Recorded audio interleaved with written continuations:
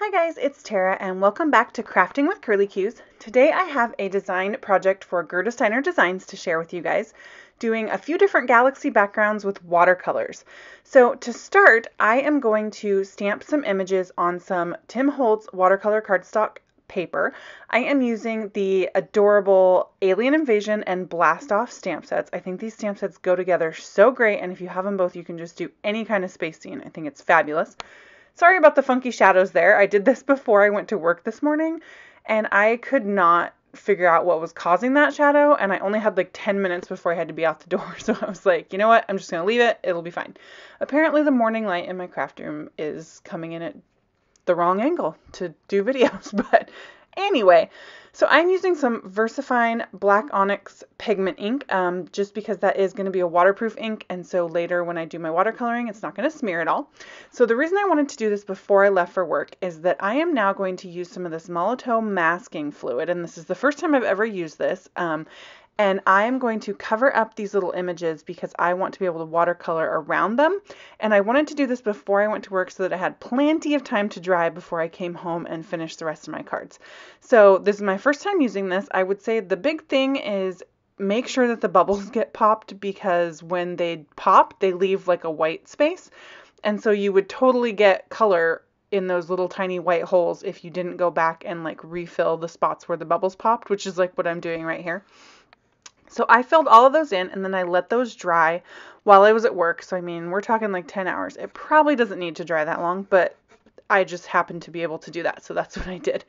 So now I'm going to do my watercoloring. So I'm going to use my Gonzai Tombi watercolors, and I am going to pick out a few colors that I want to be kind of behind the background. So galaxy backgrounds have been pretty big, and there's a whole bunch of different ways to do them. And I've done them before with distress inks, and I had pretty good luck, and I did pretty good on my first try with distress inks. I will say watercolors was much trickier for me. That could be too just due to the fact that watercolors and I we're still building up the trust.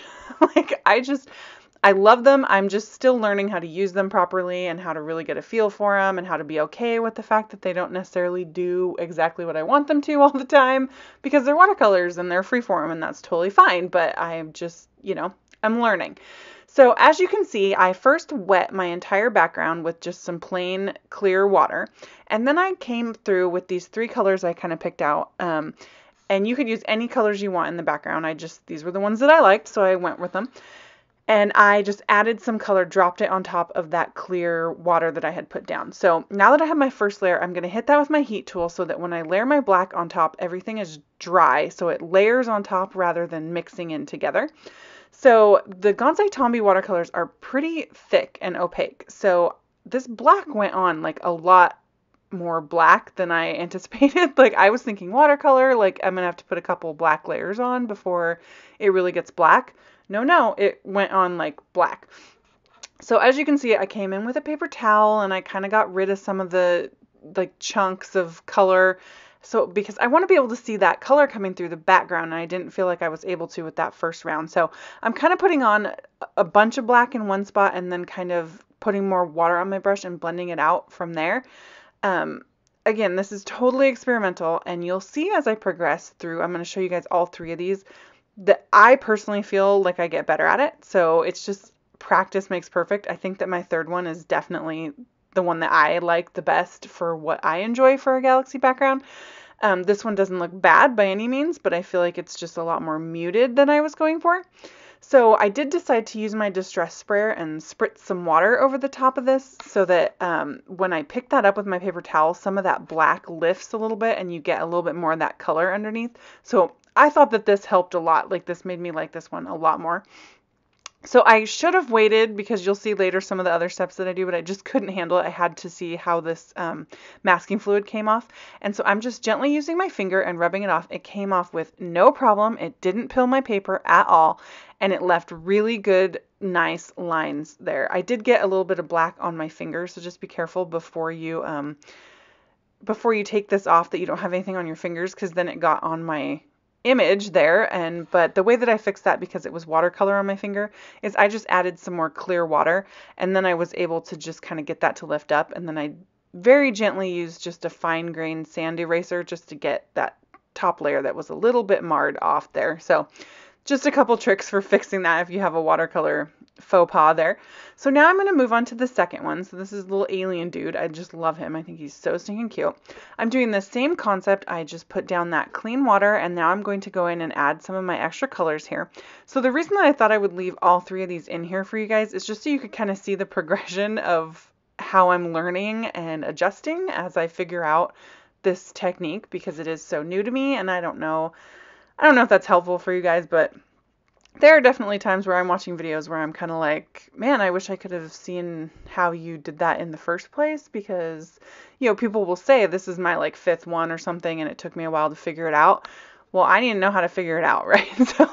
So I thought I'll leave that in there and see if you guys can benefit from that. So this time I dried my colors, and then I came back over the top and put down even more heavy color. Because I want it to pop. I learned from the first one that black is a lot more opaque than I thought it was. So I was like, okay, I need my background color to be a lot brighter so that it shines through that black. So same concept. I am just putting down that black and I'm just kind of swirling it around.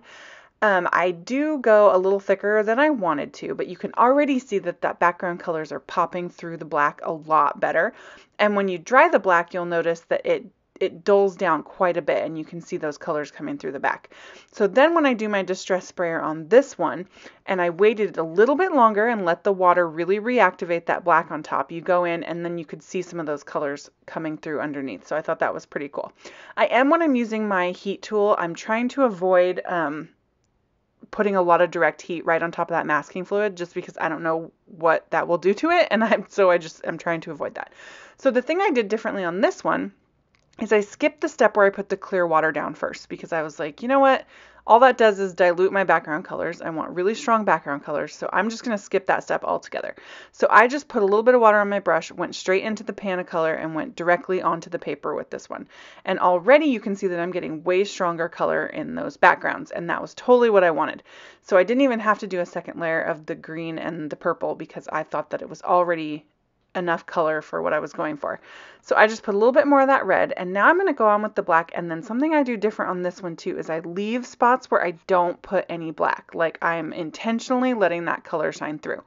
So now I'm going to dry the black, and you can see there's lots of that color, like holes, almost like the opposite of black holes. There's color holes in my galaxy. I don't know how that works, but anyway.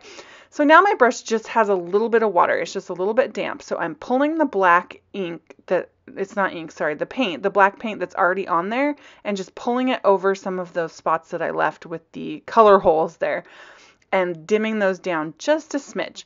And then I'm going to go in and I'm going to do the same water technique that I did on the other ones. Now, all three of these at this point look like a hot mess, guys. I mean, seriously, galaxy backgrounds, and I've heard other people say this, and it's so true.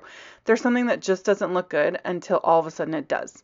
And I think the thing that really makes it is the stars. And so you'll see I do that here in a second. I wanted to show you, I did heat emboss my sentiments in white, so I made sure everything was nice and dry, and I made sure to use my powder bag so that no stray embossing powder got where I didn't want it. And I just put all the sentiments underneath the images in white, and I just mixed and matched those sentiments from those two super cute stamp sets. So now I've got a little bit of gesso. I'm going to put that on my craft mat and add just a little bit of water to make it a little bit more flickable here.